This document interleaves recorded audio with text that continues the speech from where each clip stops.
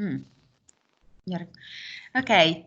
Hello, welcome back, everybody, for day 4.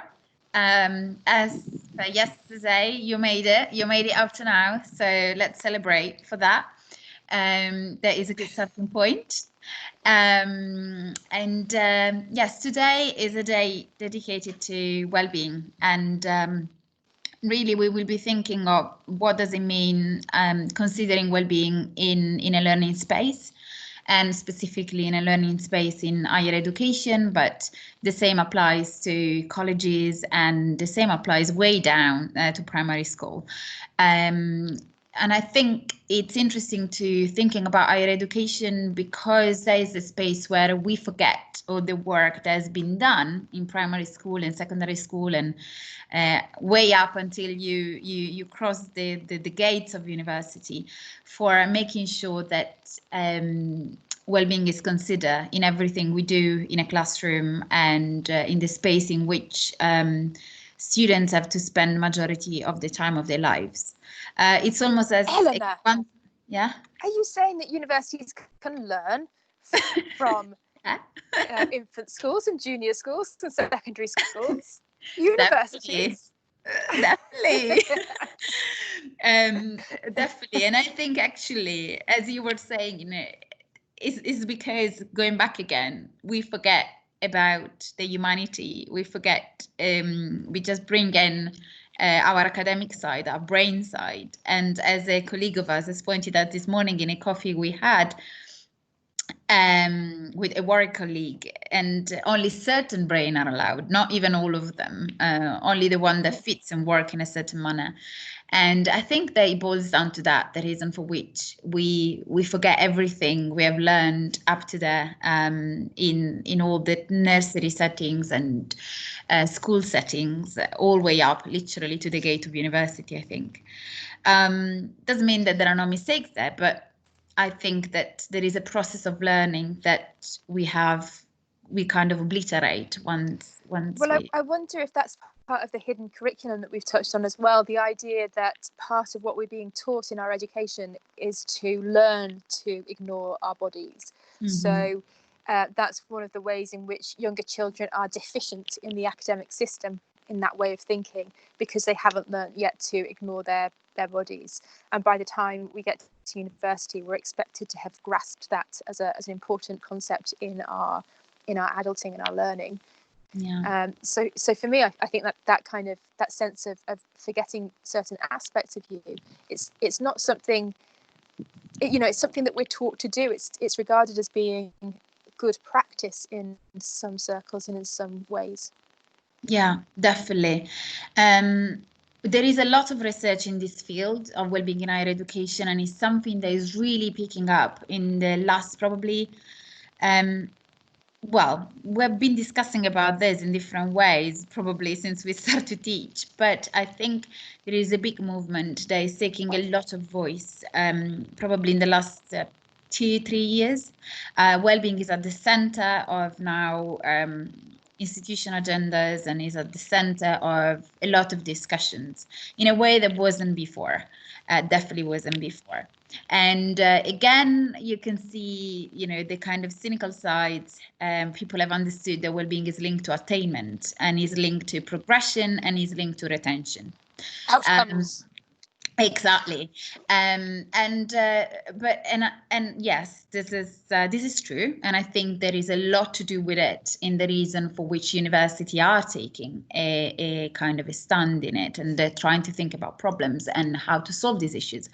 But I think for us an opportunity to get in and to work on it in a way that, as Lisa was saying the other day, and Sophie, in a way in which we can be part of this higher conversation. They're there just because they think about retention, but we can bring what we learn. We can bring our ethos and our way of thinking. So I see this opportunity exactly like that in my university. I want to be in those conversations, and I want to kind of use them in a very disruptive manner.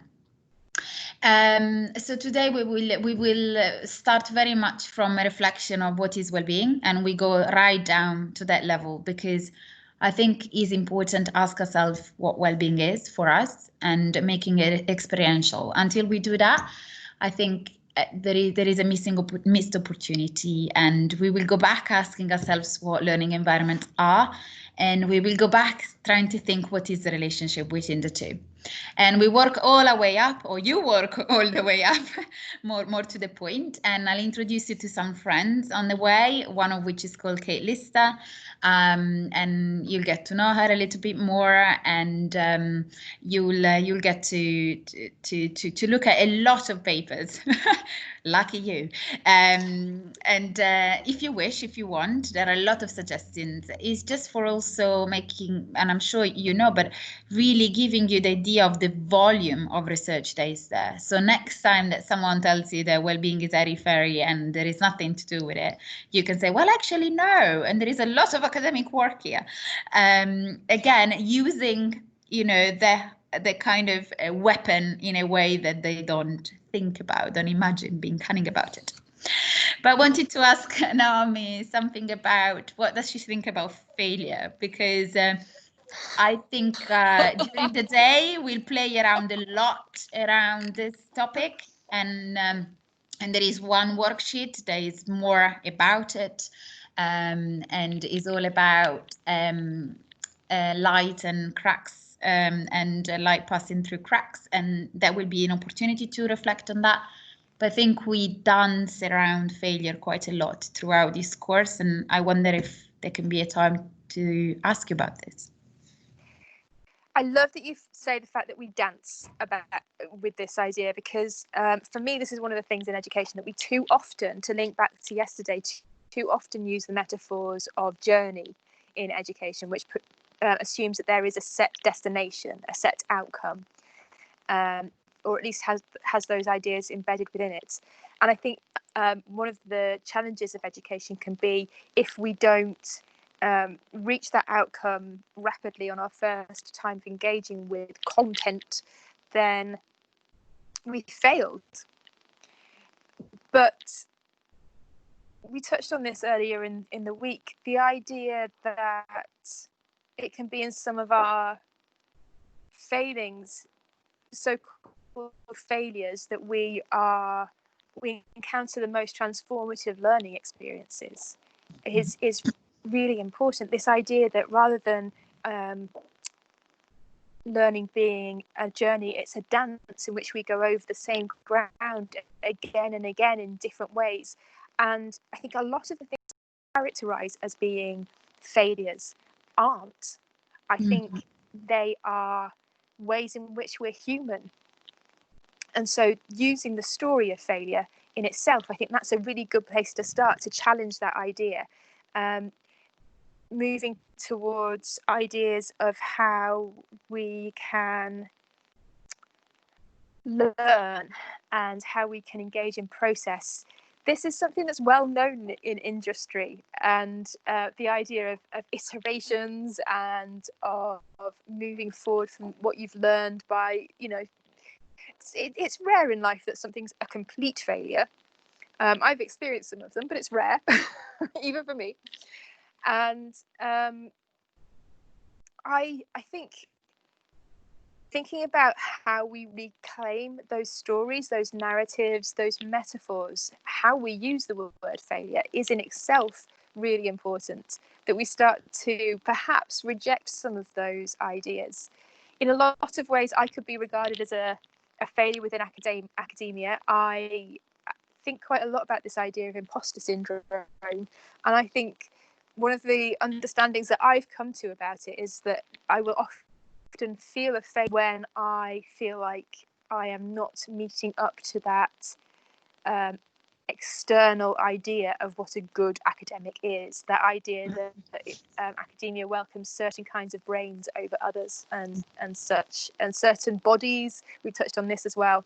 I also love what Charles said the other day about the story that Charles told, in terms of if you were below a certain number, you were regarded as an oops, and the turning of that into a noun. I am an oops. it makes me like the mischief in me makes me think, actually, if you're going to put people in those categories, I'm going to be an oops.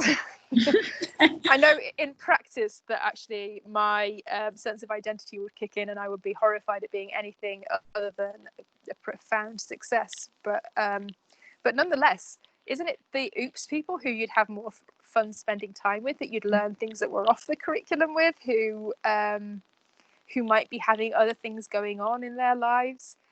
And I think the idea of engaging with failure and what it means is really important.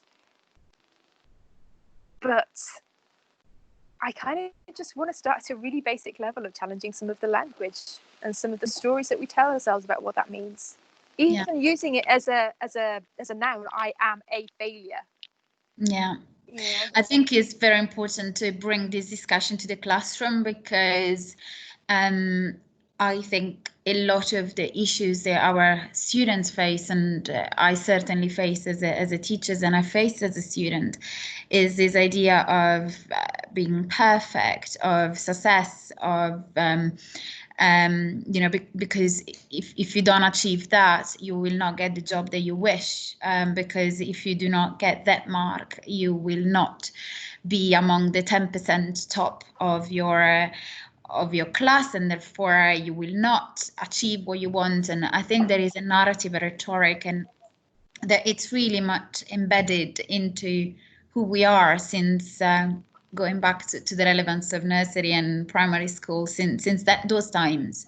And the system is like that. In the UK, you only enter certain university if you achieve certain grades, and parents start to plan from nursery this track on which their children should be, so that they can enter certain university, which is utterly scary, because it's very difficult to disrupt and to kind of bring in the humanity of the fact that we fail every freaking day. and and again, as you said, what is failure? What does it mean? It's not achieving what we set for ourselves. It's not sticking to our values. What is failure? What that is, and what is just a stumble, and what is just like a change of direction that actually will take you to who you really want to be, and you don't even know about that yet.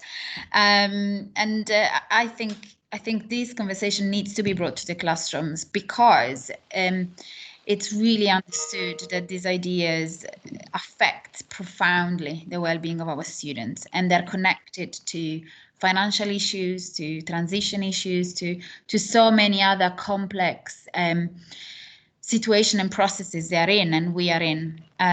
So yes, I think hopefully this day will be an opportunity for you to reflect on all of it, and to think about concrete ways. And I loved yesterday when we keeping asking ourselves so concretely, practically, and you have to really thank Christy for that. And concretely, practically, what does it mean? How can we get the bricks for rebuilding the house? What these bricks looks like? And hopefully you will have the opportunity today to do that. A couple of things, and then I'll leave it to Naomi and we finish off here. I love what Casey said, and sorry if I don't say your name right. I'm Italian, I can't, but you will teach me your name properly when we see each other later on.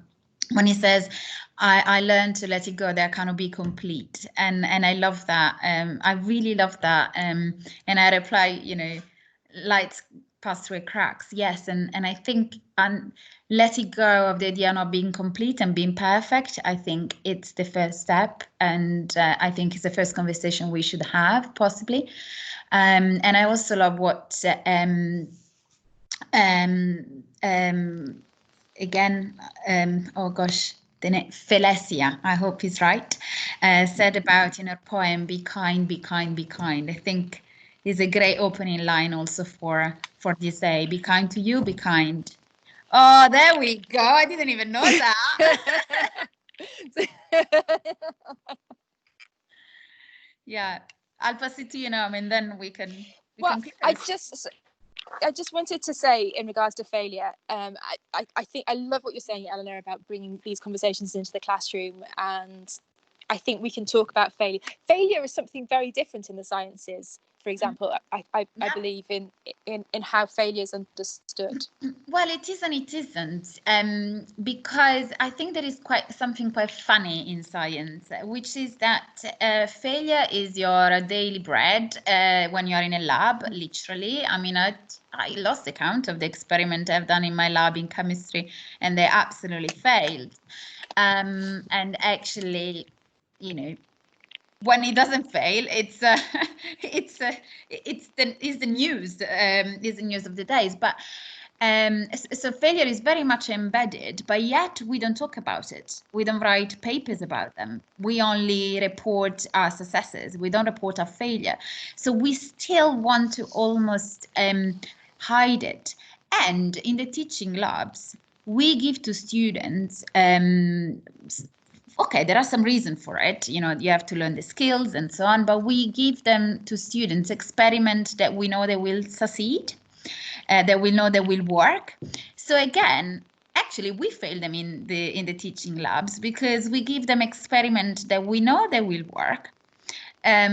So we almost create a completely artificial environment that is not the research lab. And I appreciate they have to learn skills, they have to learn how to set up experiments, and that can be very useful. And it is rewarding when it works.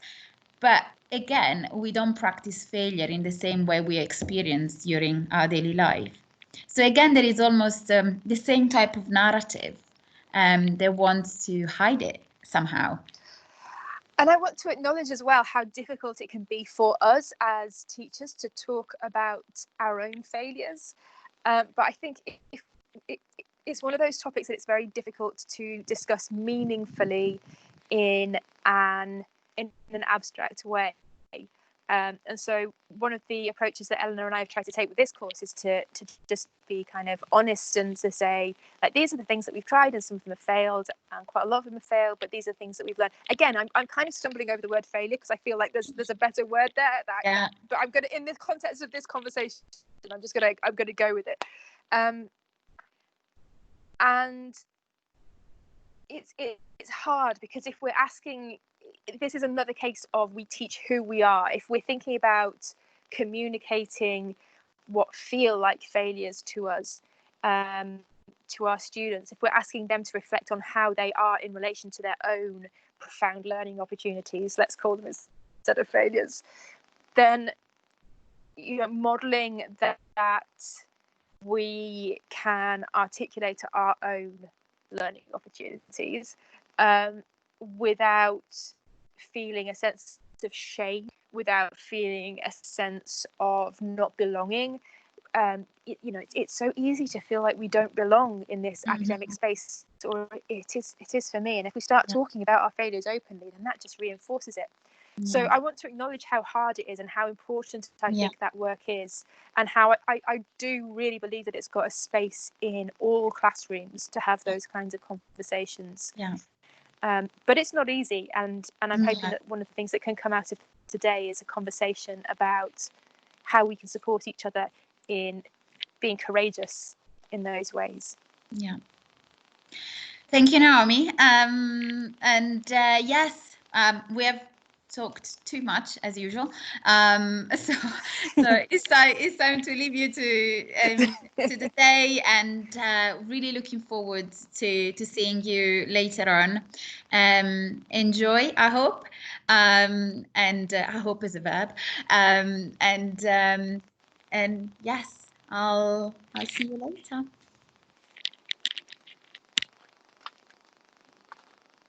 In a minute, stop recording.